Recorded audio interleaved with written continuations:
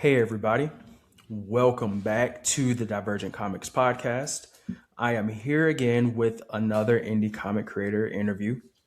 Today, I am talking to Matt of Birdseye Comics. It's funny, Matt was the one that actually reached out to me on, I believe it was either on Threads or it was on Instagram. It was one of the places where he saw my post about, coming on the podcast, being interviewed, things like that. And he was like, I got a guy who's also part of the company and he would be great to be on here. I was like, okay, cool. Like, sign him up. And so that was Chris, Yeah, who was yeah. last week's Talking about interview, Chris. which was a really fun Yeah. one. So if you haven't checked that out, check it out. So Matt is basically doing double duty out here for Birdseye Comics, promoting himself and the people within the company. So that's great. And I got to talk to Chris a little bit too after getting to talk to, or I got to talk to Corey after talking to Chris. So Yeah. Corey's going to be on the pod sometime soon, which is going to be fun. So Yeah. Matt, you Excellent. you literally opened the floodgates in that one. How are you, by the way? I'm good. I'm getting by day to day.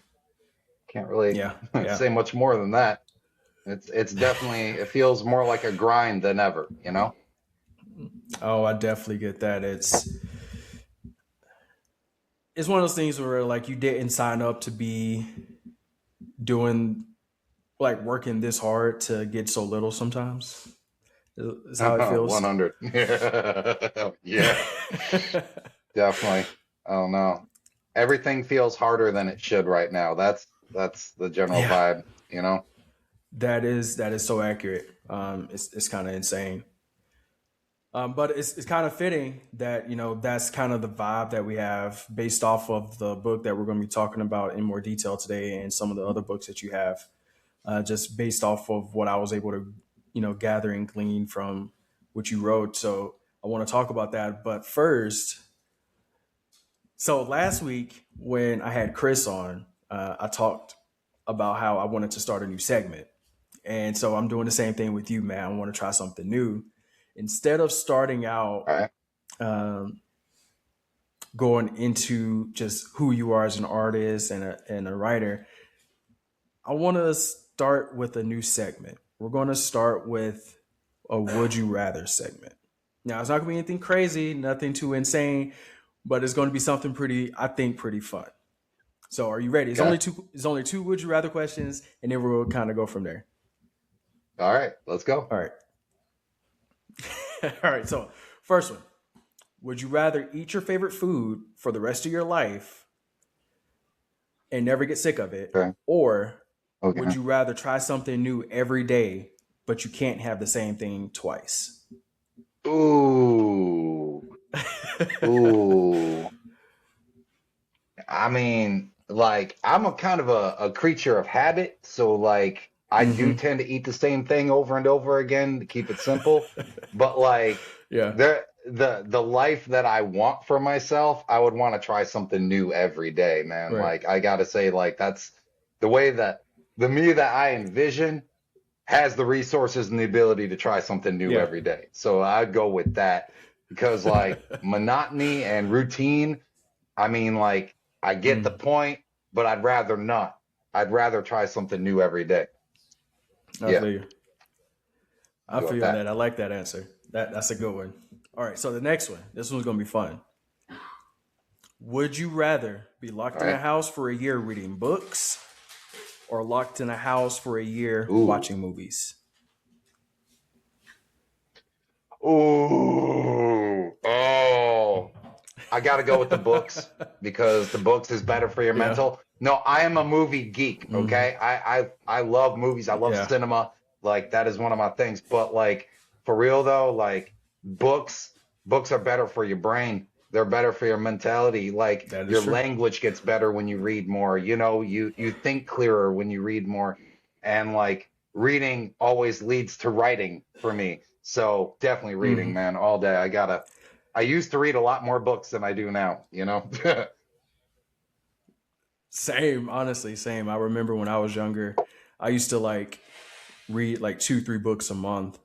Now it's Yeah. like a challenge sometimes for me to get through a book a week, like I would want to. So, um, great. I love that answer. And the best thing about that answer is books also encompasses audiobooks as well as comic books, which, we all love comic books out here, right? Oh yeah. Love comics, man. I'll So, always be reading comics. right.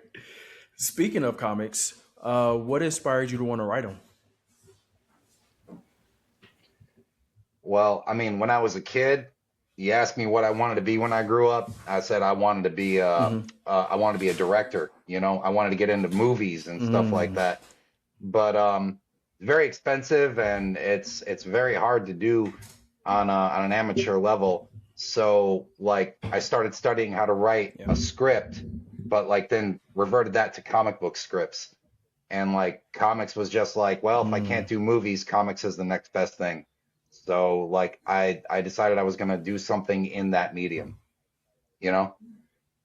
I yeah, I've always loved that's a comic books, been good. reading them since I That's a was a good kid, answer. but it wasn't until I was a teenager where I really started like researching how to write the scripts, what goes into them. I was reading everything from like Scott Hmm. McCloud to like um Will Eisner and reading about like sequential art, and I really wanted to understand like how to write a good comic book script, especially after I got the idea for Mm. Biorhythm. That's nice, actually. You got a lot of really good creators that you studied from with that. So I want to pivot again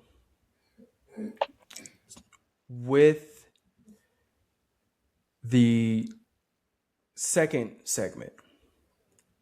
Let's talk about another question I wanted to add into these interviews. I really thought would be fun.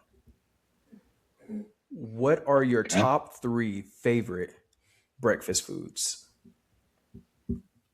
Ooh. Um I really like breakfast foods. Okay, so Mm-hmm. I like having a peanut butter banana bagel sandwich. Okay? Like a bagel, That's peanut really butter, good. toasted peanut butter and banana. That's a Yeah, great way to start the day. that is good. Um I Mm-hmm. like making omelets in the morning sometimes. I'll throw together a bunch of like chicken and cheese and broccoli and make like an omelet sometimes. And Mm-hmm. then sometimes I do oatmeal. Oatmeal would be the third one. But like I put peanut butter and I chop up fruit like apples and bananas and I add that to my oatmeal. So it's like got protein and it's got all the, fruits and all the goodness and shit. So yeah, like bagel banana sandwich, oatmeal with fruit and peanut butter, and omelets occasionally. Yeah, gotta go with that. Great choices, honestly, especially that peanut butter banana bagel sandwich with the toasted bagel. Perfect. Hell yeah. Hmm. Yeah. Yeah. Yeah, I eat that. Gets me going in the morning. I love it. So let's change course a little bit. The When you filled out the form to come on here and talk about a project, the first story I saw was Biorhythm. I was like, that's an interesting name, Hmm. Biorhythm. So I looked it up and I read some of the summary of the story. I read through all the stuff on the website birdseyeviewcomics.com, which was very intriguing. But I want you to kind of tell the people a little bit about what Biorhythm is about, and kind of where that idea came from for the story. Okay. Well, I cooked up the story for Biorhythm like 10 years ago, over 10 years, where I came up with the idea that like a cosmic event happens on Earth and it starts to change people, humans, everything on the planet starts evolving at like 11. but humans start turning into a hybrid of an animal that they either look like or act like already. But since evolution is going so hard, it's not just them. It's animals at the same time start to evolve. They don't become more human, they become more of what they already are. The increased intelligence quotient, emotional capacity, eventually speech and memory and all emotional content, all of that. Like as animals evolve and they remember the way they were treated before the change. So it's like then you've got two competing species for dominance on the planet. But the thing about humans, or humana as they are now, they're an entirely new species. The thing about humana is that they're also trying to like make sense of and direct their own evolution. So you've got two ideological camps. You've got like Mikhail and his wolf pack who kind of live on the outskirts of the city, Mhm. and they're trying to embrace this new evolution and try to figure out how it works, rethink the laws of nature. While you've got the spider, Ernesto Calavera, he's in the city, and he's trying to take it back to the stat quo that they had before the change. He wants to keep slaughtering animals and Mm. serving them to people. He keeps murder illegal, but like well, not murder, but like he makes any kind of violence illegal, and he's like trying to take it back to the way it was through strict enforcement and control. And the story is how it plays out between those two ideologies. So like you've got, yeah, that's like the human side. Meanwhile, there's another C plot to that, which is also New Atlantis, which is everything going on underwater, which is going to happen eventually. So like that's Biorhythm in the smallest nutshell I can fit it in. That that is a pretty packed nutshell. That's a lot going on in the story, and in my It's going to be like 20, well, look it's through and 23 research issues. of. Okay, so yeah, right now you're at 5 from what I could tell. So 23 is a 6. lot. Oh, six has come out already. Yep. Oh, okay. That gives me something to think about because your story sounds very, and just for full transparency, I haven't had a chance to read Biorhythm yet. I plan on buying all 6 of the books because this looks epic, and the story from what I read looks epic.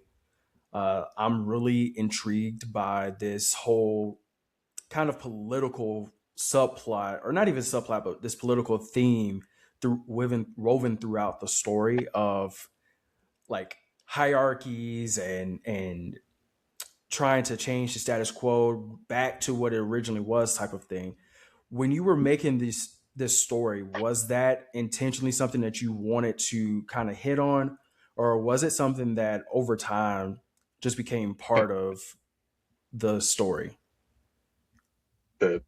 You have no idea. Like one of the funniest things that happened while I was writing this, because like I originally got the idea in like 2010, 2011, where I started like outlining Hmm. and coming up with characters. But then say around 2016, when I started writing the first scripts, like okay, so after the change in the story, humans start evolving into humana, animals start evolving into animalia. There is another factor. Some people resisted the change. Like the change was cosmic. There was no getting around it. And there's Hmm. there's a percentage of the population who resisted it so hard that instead of evolving, they like backfired and became these Yeah. tumorous, ugly, just like creatures of hate and just they kill everything they see on sight. And I was like, okay, that's de-evolution. So I'm gonna go with mags from like Cro-Mags, right? Things that evolved, Mm. things that Okay. resisted change so hard that it turned them into monsters. Okay. And then wouldn't you know it, Mm. 2016 comes around, MAGA. Okay. I didn't plan that. Like the That is mags ironic. are MAGA. The people who resisted change so hard it turned them into freaking monsters. Didn't mean for that to happen, but that happened. No, that's funny because it reminds me of, when I was talking to Chris and talking with him about his story, Hatui, and like how easy it is just to kind of see how things just naturally started forming into what his story was. And it's like, it makes me really wonder, like, are these people really just this predictable? Like, to the point where they can be predicted 10, 20 years in advance. It's insane, actually. Dude, have you been watching The Boys? I Like, have actually. I'm almost caught up on the that's boys, but crazy. yeah, it's insane. The boys finished filming a year ago. The story was written 2 years ago, and it's like, really, like, is that How predictable? did they do that? Right. Oh man. So was the name Biorhythm something that just immediately came to you when you was working on the story initially, or did it have to morph into that name? It did kind of morph into it. I mean, I didn't that title. I actually had help coming up with that title from someone who does get a consultation. He was originally going to be an artist, and him and I were Mm. working together, and then he dropped out. He was like, this this project is too big for me. I want out. So like he didn't Wow, hang around, but like my friend actually helped me come up with that title, you know, and he still that gets is a nice. consultation credit in certain issues. But like Mm. we're still friends, but like he helped me come up with that title. That's nice. That is real nice. It kind of just flows off the tongue, honestly, Biorhythm, and it fits perfectly Yep. with the story. So I like it. Thank you. So, other than Biorhythm, you have quite a few other stories that you've worked on. Can you kind of go into a little bit of detail about some of the other stories that you've written? Well, I wrote a story for Birdseye called Red Hat, which was for their uh, Raven's Macabre Omnibus, which is a really cool book. I recommend it to everyone. Raven's Macabre is a great series from Bird's Eye View, and I wrote one of the stories in the omnibus. A couple of years ago, I wrote a children's book for adults called Bedtime for Nightmares, and that is available on Amazon. I published it through Amazon, and it's still available there. That's a it's a children's book for adults that focuses on mental health. And yeah, I wrote that a while ago. It's Oh, published. It's nice. out there. I also wrote. I wrote. I have a script finished for a series called Noble, which is still in character design phase right now. I've got my artists working on the character designs so that I can take it to another artist and get the paneling started.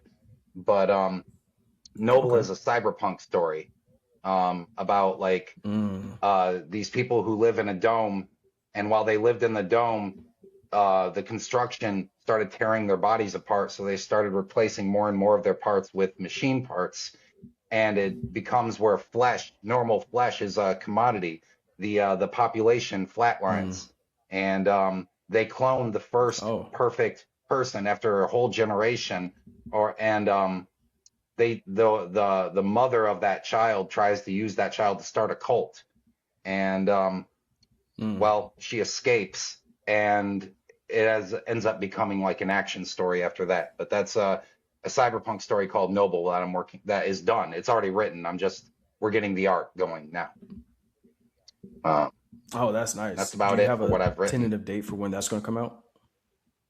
No, no, it's written, but what I need to do is I need to start like a GoFundMe or a Kickstarter or something to help really get that one going, because like paying artists is expensive.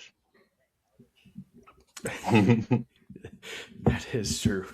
That is so true. Especially if you have a good one. Yeah, totally. But yeah, that's my So, projects. with Biorhythm, it that looks like it's your passion project. You mentioned you have 23 issues planned for it. Um, Yep. my question for you is, what type of impact overall would you like to see Biorhythm have on readers and society in general? Biorhythm is an amalgamation of everything that I've learned in the last 40 years, basically. Mm. And I don't know, like there's a lot in there. It's I'm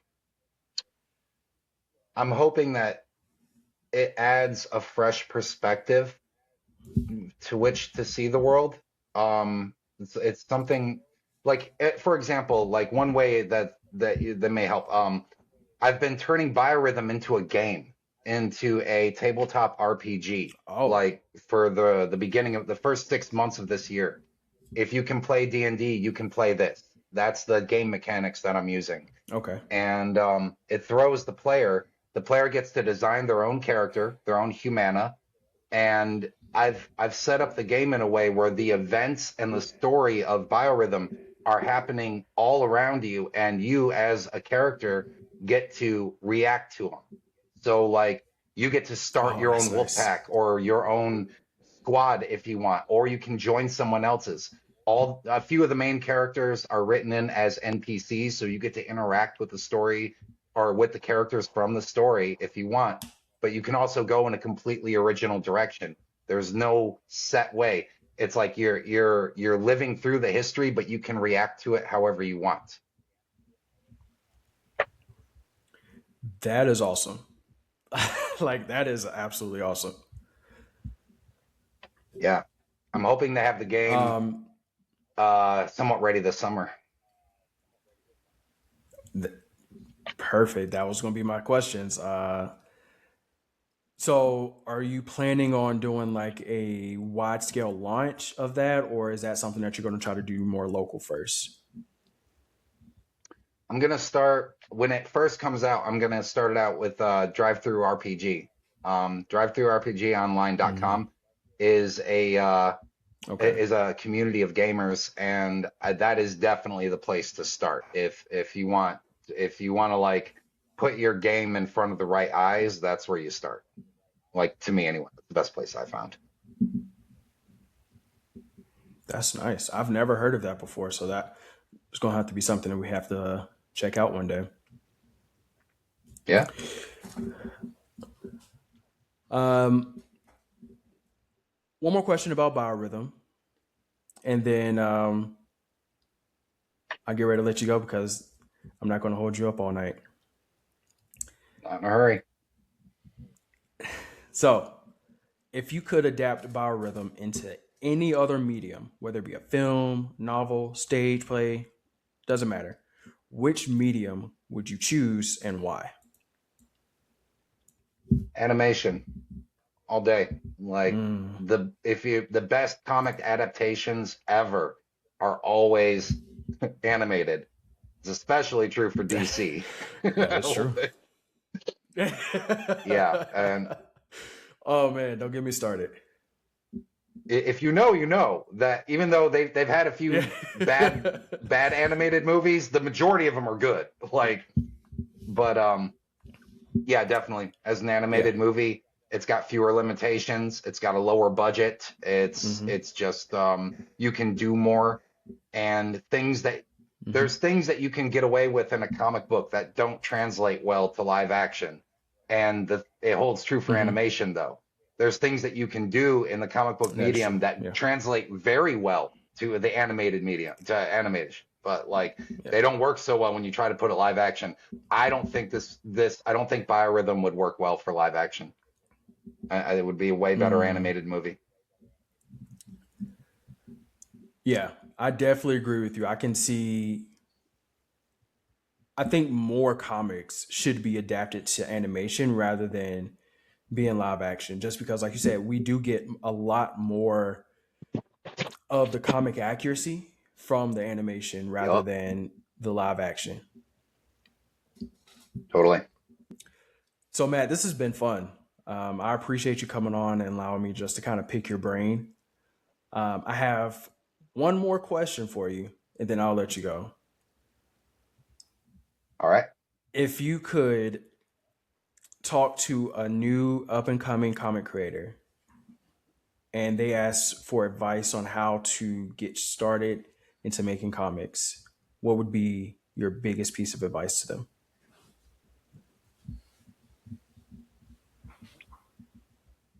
I mean, you're only going to get as far as your ambition will take you. And get ready to die 1,000 deaths of rejection and um, of well, you could call it not maybe failure. I don't know. Like it's like they say that a writer dies 1,000 deaths. Well, yeah. If you're Mm-hmm. any creator, any artist of just rejection and loss, but like you have to believe. If you believe in your material, if you believe your story is worth telling, if you believe that your team is gifted enough, then yeah, eventually someone will notice. Anyone will notice, but you can't do it for the validation. You've really got to do it for your own satisfaction. And yeah, get ready for disappointment, but the work is its own reward. That is a great answer. I love that. That is perfect. Honestly, no notes. All right. So, Matt, can you tell the people before we let you go where they can find you, follow you, and get more of your work? I am on Instagram as Matthew Bradley 238. I am on Patreon as Matthew Bradley, and you can find all the issues of Biorhythm on Birdseye View, birdseyeviewcomics.com, and you can find them on Instagram and Facebook as well. Yeah, that's about all the plugs I've got for now. I like the for now part. Well, thank you for coming on, Matt. This has been great. I appreciate you lending your time to be able to just talk about your story, talk about you as a creator. Um, like I told Chris, we'll have to bring you back on whenever you release another book or something. Until next time, this has been the Divergent Comics podcast. Go read Birdseye Comics.